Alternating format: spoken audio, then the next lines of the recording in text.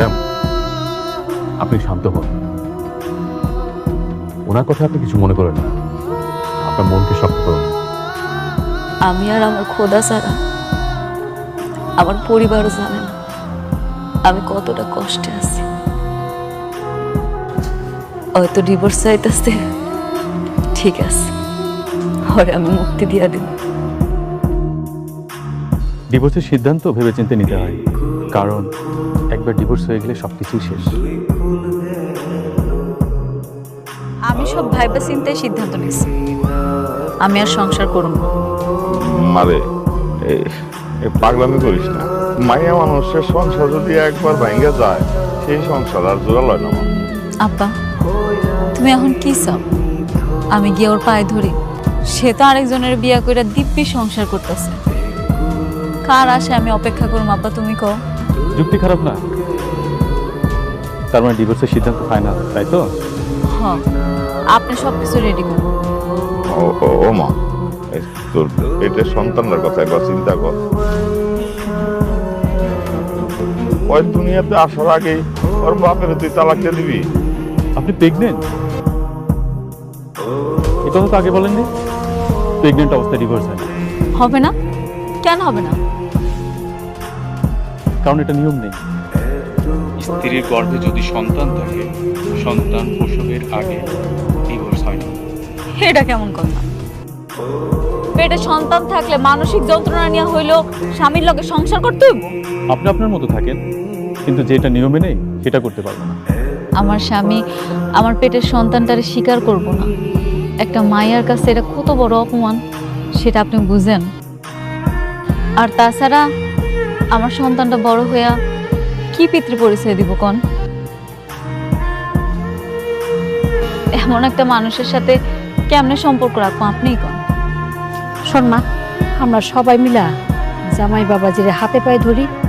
আমার মনে হয় আমাকে কথা সে ফেলতে পারবো না। তবুও মা তুই তালাক দিস না। আম্মা, তোমরা এগুলা কি কইতাছো? কেন হাতে পায়ে ধরতে যাইবা? আমি বারবার কইতাছি আমি সংসার করুম না। সন্তান স্বীকার করবে না কেন? এটা কি মগের মূল্য নাকি? আপনি যদি 100% নিশ্চিত থাকেন, মামলা করেন। মামলা করমু? অবশ্যই করবেন, কারণ তার জন্ম দিয়ে বাচ্চা যদি স্বীকার না করে, তাহলে আপনার বাচ্চা বড় হয়ে কি পরিচয় পাবে? মানুষ তো একে খারাপ চোখে দেখবে। কি কোন এটা? এই স্ত্রী হয়ে স্বামীর বিরুদ্ধে মামলা করবো? হ আব্বা, তুমি একদম ঠিক কথা কইছো। আমি মামলা করব। আমি আমার সন্তানের পিতৃ পরিচয় আদায় করেছি। থানায় গিয়ে মামলা করেন। মামলা যদি কোর্টে যায়, তারপরে আমি আসি। আপনি সব ব্যবস্থা করেন, এর জন্য যা যা লাগে সব করতে রাজি আছি। ঠিক আছে, আল্লাহ হাফেজ। বৃষ্টি, তোমার পথের কাটা দূর হচ্ছে। এখন থেকে আর চিন্তার কোনো কারণ নেই। কিসের কাটা? মানে বুঝতে পারছো না? মেঘলা ডিভোর্স দেওয়ার জন্য রাজি হয়ে গেছে। ওকে আমি এমনভাবে বলেছি, ও রাজি হয়ে গেছে। সত্যি? এত সহজে রাজি হয়ে গেল?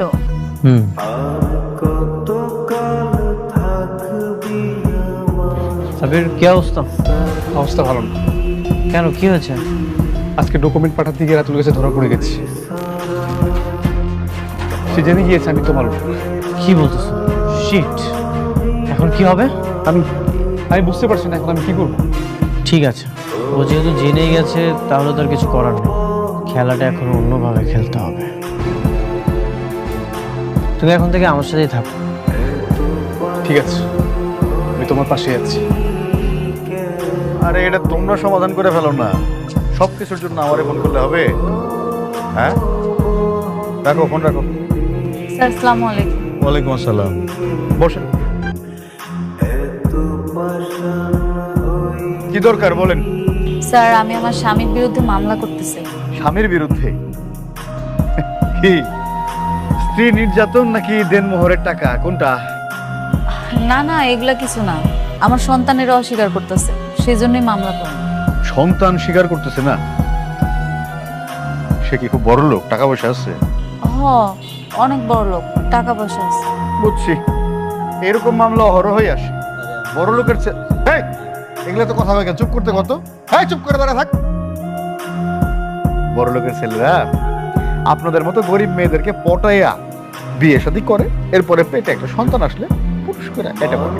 আপনি ঠিকই ধারণা করছেন, হইতে পারে আপনার কথা ঠিক, কিন্তু স্যার আমি এখানে মামলা করতে এসেছি, আপনি একটু মামলাটা লেখেন। একটা বুদ্ধি দেই আপনাকে। দেখতে দেখতে আমারও চাকরির বয়স তো কম হইল না, এরকম মামলা প্রতিনিয়ত এখানে আসতে থাকে। আজকে আপনি মামলা করে যাবেন, কয়দিন পরে দেখা যাবে স্বামীরে বগল দাবা করে আমার কাছে আসছেন, আইসা বলতেছেন স্যার আমি ভুল করে মামলাটা করে ফেলাইছিলাম, এখন মামলাটা তুলে নিতে চাই।